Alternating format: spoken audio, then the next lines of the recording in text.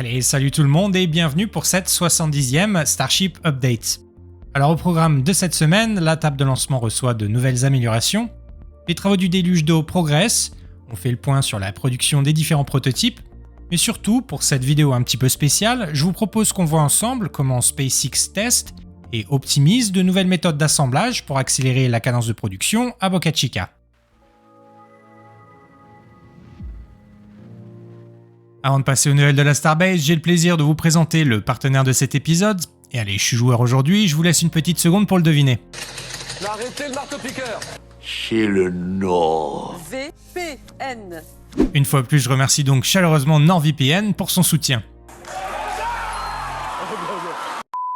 Alors quand on se connecte sur internet, c'est un petit peu comme notre première visite chez nos amis les ch'tis, c'est parfois un peu la douche froide.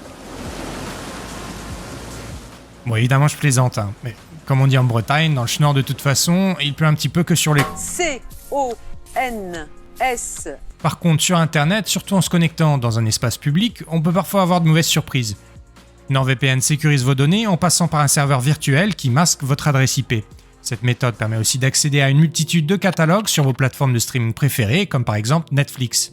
Pour notre dernière sponsor, je m'étais inspiré du film Memento, introuvable quand on se connecte depuis la France. En 2 clics, hop, j'étais au Japon et j'ai pu revoir ce classique pour me rafraîchir la mémoire. Alors bizarrement, impossible de trouver Bienvenue chez les ch'tis au Japon, mais par contre, je sais maintenant comment dire pas de bras, pas de chocolat en japonais. Alors si comme moi votre japonais est un petit peu rouillé, n'hésitez plus. Téléchargez NordVPN pour l'essayer gratuitement, c'est sans risque et surtout c'est satisfait ou remboursé pendant 30 jours. Pour soutenir la chaîne et surtout bénéficier d'une offre de 2 ans dont 4 mois offerts, rendez-vous tout de suite sur nordvpn/starbasefr. Le lien sera disponible en commentaire épinglé mais aussi dans la description de la vidéo. Merci encore NordVPN et place à l'actu.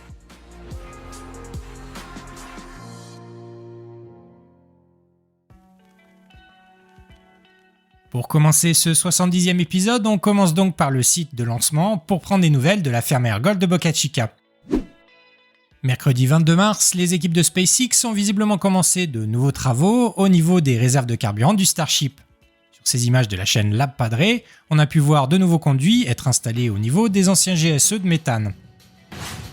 Vous l'aurez sûrement deviné, il s'agit en fait d'un nouveau système anti-incendie qui vient donc d'être installé derrière la digue qui protège la station-service du Starship. Ça colle donc à la tendance de ces dernières semaines, SpaceX serait en train d'ajouter de nouveaux systèmes de protection pour prévenir les risques d'incendie lors du tant attendu premier vol orbital du Starship. Quelques jours plus tard dans la nuit de vendredi à samedi, les 2 lances à eau visiblement orientables ont été testés par SpaceX et semblent pour le moment tout juste atteindre le mur de protection de la ferme orbitale.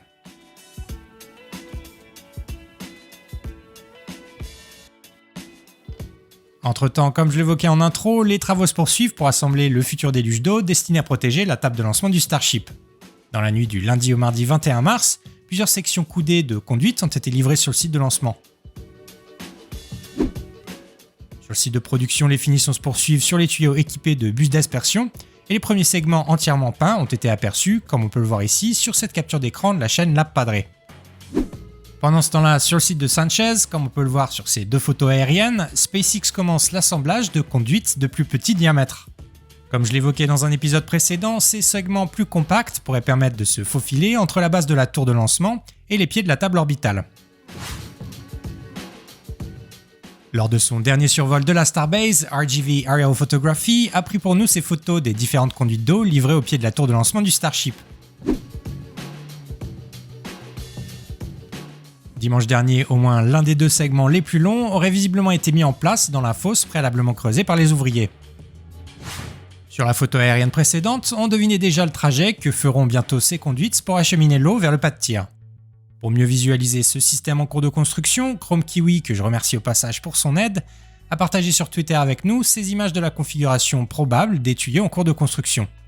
Alors je rappelle quand même qu'il reste encore une petite incertitude quant à la source d'eau que SpaceX va utiliser pour alimenter le système, mais ce que je trouve intéressant avec cette proposition, c'est ce concept de diviser le flux d'eau en 2, comme on le voit ici sur cet autre schéma. Alors pour expliquer cette architecture, il y a plusieurs hypothèses. Selon Zach Golden de la chaîne CSI Starbase, la conduite représentée ici en violet pourrait servir à l'alimentation d'un système de déluge secondaire qui viendrait protéger la base en béton de Mechadzilla, la tour de lancement du Starship. SpaceX pourrait aussi utiliser cette conduite secondaire pour dévier une partie de l'eau du déluge pour refroidir la partie supérieure de l'OLP, la table de lancement du Starship, qui va certainement prendre un sacré coup de chaud à chaque décollage.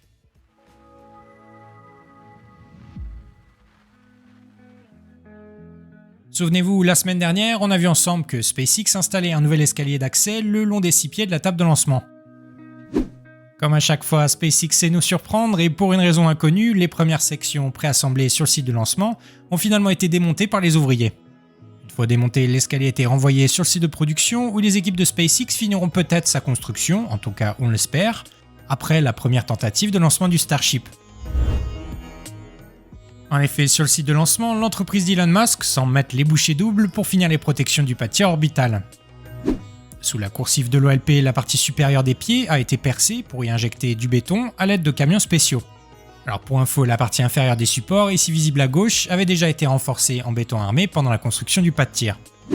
Sur ces images de la chaîne Lab Padre, on peut voir les techniciens déconnecter la pompe d'une des 6 extensions de l'OLP, et 2 jours plus tard, les travaux étant finis, on a pu voir les camions-pompes quitter le site de lancement de la Starbase.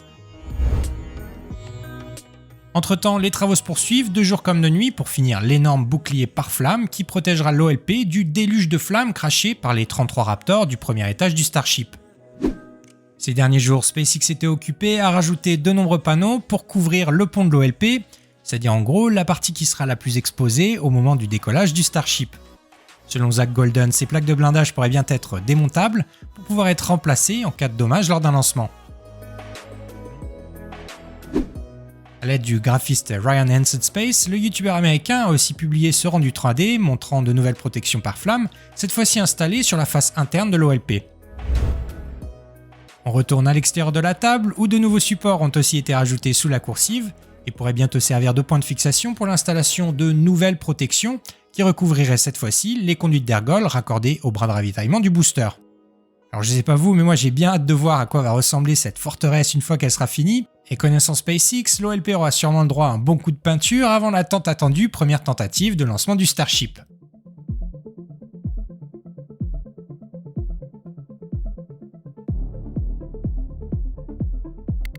Allez, pour poursuivre ce 70e épisode, on passe maintenant aux actus des boosters, en commençant par quelques nouvelles de notre bon vieux B7, le Super Heavy est censé propulser le S-24 en orbite pour son vol inaugural. Depuis son retrait de la table orbitale effectué le 10 mars dernier, le booster B7 attend toujours sagement la suite de sa campagne de test sur le site de lancement, et lundi 20 mars dernier, Epic Spaceflight a capturé sur sa webcam la livraison d'une remorque chargée d'équipements de pressurisation. 3 jours plus tard, les équipes de SpaceX ont replacé les capots aérodynamiques des 2 unités hydrauliques installées sur le fuselage du booster. Alors pour rappel, ces pièces ont été récupérées sur le booster B8, un modèle jugé obsolète dont on reparlera un petit peu plus tard, et finalement envoyé à la casse par SpaceX. Comme on le devine sur cet avant-après, SpaceX a visiblement effectué plusieurs modifications sur les unités hydrauliques et de nouvelles pièces d'inox ont été rajoutées pour compléter les 2 capots. Entre-temps, les échafaudages installés sur les chopsticks ont finalement été retirés et les travaux du déluge autour du pas de tir ont pendant un temps semblé ralentir pendant quelques jours. Pour les observateurs les plus optimistes, ces indices laissent penser que le B7 pourrait bientôt remonter sur la table de lancement pour y effectuer de nouveaux tests et peut-être préparer le possible premier vol du Starship.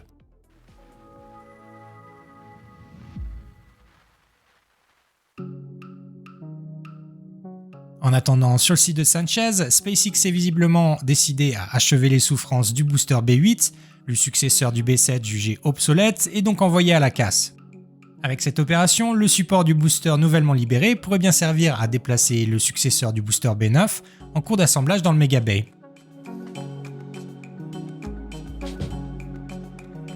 Et oui, dans le Mega Bay, pendant que le B9 reçoit toujours ses moteurs, mercredi 22 mars, le pont roulant du grand bâtiment d'assemblage est passé à l'action pour soulever le réservoir de méthane du booster B10 avant de le déposer en douceur sur son réservoir d'oxygène. La construction de ce nouveau prototype marque donc la naissance du 8e booster Super Heavy à la Starbase.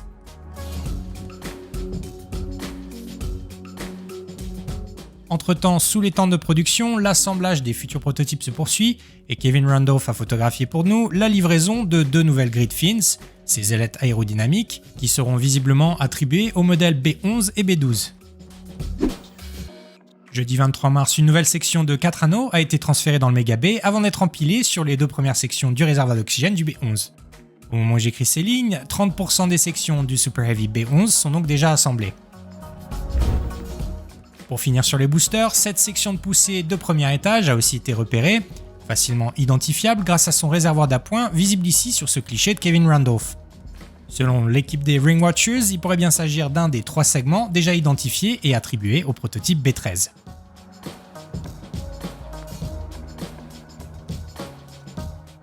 Vous vous en doutez, pour assembler tous ces boosters, un nouveau bâtiment d'assemblage vertical ne serait donc probablement pas trop à la Starbase. Et ça tombe bien, c'est justement ce qui semble en train de se préparer actuellement à Boca Chica. Alors contrairement à ce que je vous disais la semaine dernière, le futur édifice serait finalement semblable au High Bay et au Mega Bay déjà en service à la Starbase. Selon Zach Golden et l'équipe de RGV Aerial Photography, une fois complété, ce nouveau bâtiment ne devrait donc finalement pas avoir 2, mais bien une seule ouverture, orientée plutôt logiquement vers la cour centrale du site de production. Enfin, dans la nuit du mardi au mercredi 22 mars, SpaceX a transféré aussi une nouvelle plateforme de travail dans le High Bay. Je spécule un petit peu, mais elle servira peut-être à tester une nouvelle méthode d'assemblage, actuellement utilisée pour construire le Ship 28, et dont on va reparler un petit peu plus tard dans cet épisode. Mais avant ça, on passe aux actus des ships, que je vous propose depuis peu de passer en revue prototype par prototype et dans l'ordre. Vous me direz donc en commentaire si ce format vous convient. Depuis le dernier épisode et la complétion de son bouclier thermique, le S-24 est toujours parqué sur le Rocket Garden. Ces derniers jours, SpaceX continue visiblement les opérations de maintenance sur le second étage et des ouvriers sont régulièrement aperçus en train d'inspecter l'intérieur du véhicule.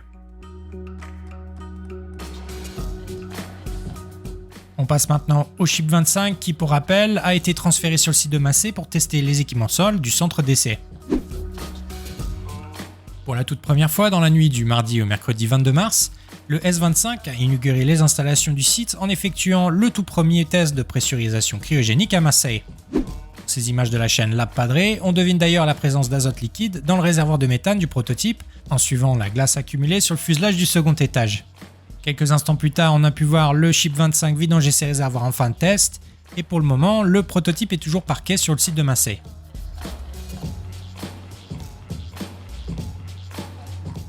De retour au niveau du Rocket Garden, dans la nuit de vendredi à samedi, SpaceX a finalement transféré le Ship 26 sur le tout nouveau stand construit ces dernières semaines.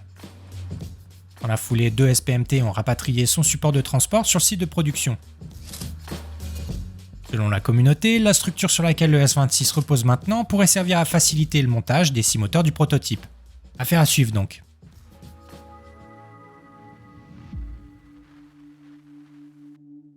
Depuis le dernier épisode, malheureusement, on n'a toujours aucune nouvelle du prototype S-27, toujours parqué dans le High Bay, où SpaceX assemble déjà son successeur, le Ship 28. En effet, lundi 20 mars, le dôme commun du S-28 a de nouveau été transféré dans le grand bâtiment d'assemblage. Le lendemain matin, Kevin Randolph a photographié pour nous la section de poussée du Ship 28, visible ici entre les portes de la Star Factory.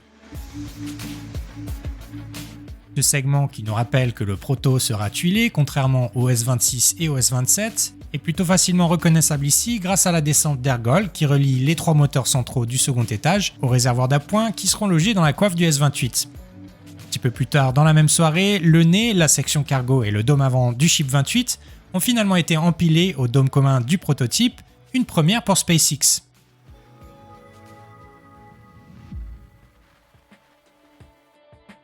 Voilà qui nous amène donc à la question de cet épisode, comment SpaceX assemble le second étage du Starship et surtout comment est-ce qu'il compte optimiser ce processus.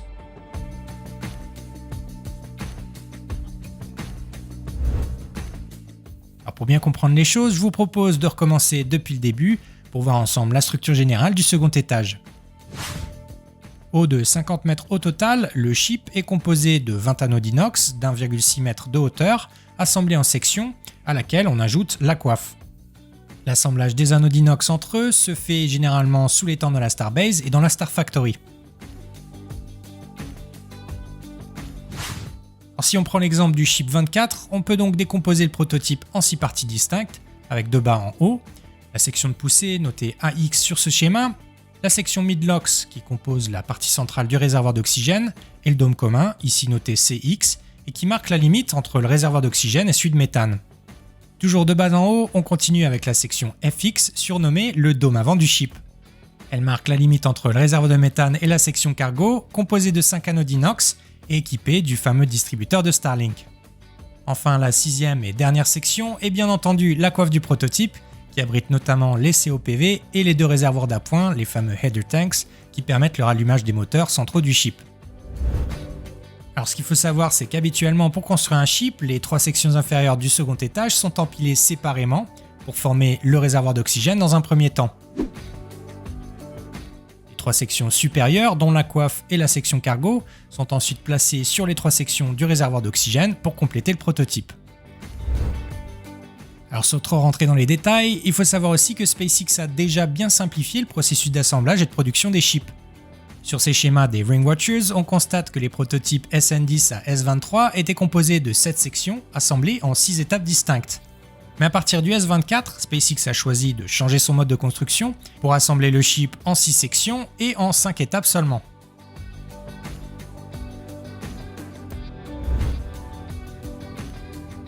Avec le Ship 28, SpaceX semble donc une fois de plus chercher à optimiser la méthode de production du Starship, notamment pour limiter les mouvements du pont roulant utilisé pour empiler les sections dans le high bay. En effet, ces derniers jours, on a pu voir les équipes de la Starbase assembler le nouveau prototype de haut en bas, en commençant par la coiffe, la section cargo, le dôme avant, le dôme commun, et la section centrale du réservoir d'oxygène, aussi surnommé le Midlocks. Avant de refermer le réservoir inférieur du prototype, les ouvriers devront aussi rajouter la descente de méthane qui traverse normalement le réservoir d'oxygène. Si SpaceX suit cette logique, les 5 premières sections ainsi empilées seront ensuite posées sur la section de poussée du prototype pour terminer la construction de notre ship.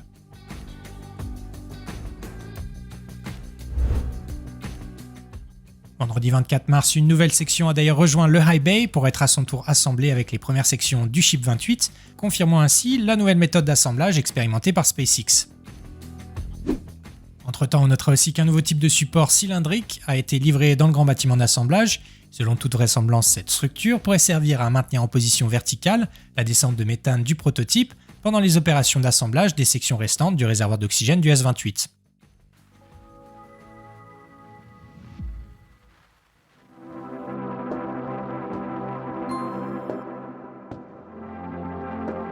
Allez, après cette petite parenthèse un petit peu technique, j'espère que je vous ai pas trop perdu, je vous propose de continuer sur les ships pour voir ensemble la production des futurs prototypes.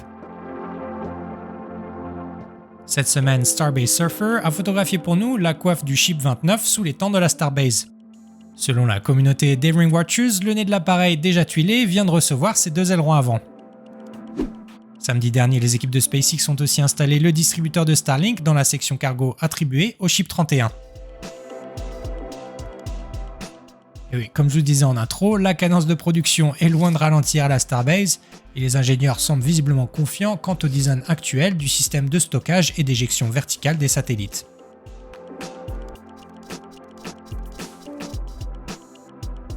Allez, pour finir cet épisode, on fait maintenant un dernier crochet rapide sur l'ancien stand de tir de Massey pour faire le point sur les avancements de SpaceX. Depuis le dernier épisode, le prototype NC-31 est toujours en place dans le Nose Cone Cage installé sur le pad test B du site de Massey. Alors pour le moment, impossible de savoir si les tests de compression ont déjà été effectués ou non sur le NC-31. Mais vu du sol, la structure de la coiffe semble intacte, il y a donc 2 options possibles. Soit la coiffe a déjà survécu à toutes ces séances de torture, soit SpaceX est toujours en train de mettre en place le prototype pour effectuer les tests dans les prochains jours. Pour rappel, les tests du prototype NC-31 sont cruciaux pour valider le design actuel du Ship 24 et obtenir un potentiel feu vert pour un premier vol orbital du Starship. Un petit peu plus haut, le prototype S25 est toujours raccordé à la cryostation installée sur le pad test C de l'ancien stand de tir. Comme on l'a vu précédemment, le second étage y a subi au moins un premier test cryogénique dans la nuit du 21 mars dernier. Toujours sur le site de Massey, une nouvelle tente est en cours de construction avec en son centre une mystérieuse structure sur laquelle SpaceX semble activement travailler. Selon l'équipe de RGV Aerial Photography, il pourrait s'agir de l'anneau test repéré le 6 janvier dernier devant les tentes du site de production. D'après les Ring Watchers, la section équipée d'une vingtaine d'ouvertures serait le tout premier anneau qui constitue normalement la section de poussée d'un booster Super Heavy. Pour rappel, c'était dans l'épisode 59, on avait aussi vu ensemble que plusieurs plaques d'acier avaient été rajoutées au niveau des ouvertures laissées par SpaceX. Alors est-ce que c'est une nouvelle section test, un nouveau réservoir, un changement radical du booster, ou tout simplement un nouveau banc d'essai? Pour le moment, c'est difficile à savoir. Mais comme d'habitude, je vous tiendrai au courant dès qu'on aura des nouvelles, donc si c'est pas déjà encore fait, pensez à vous abonner et à activer les notifications pour être certain de ne pas manquer la prochaine vidéo. En attendant, je vous souhaite à tous et à toutes une excellente semaine, prenez bien soin de vous, ciao!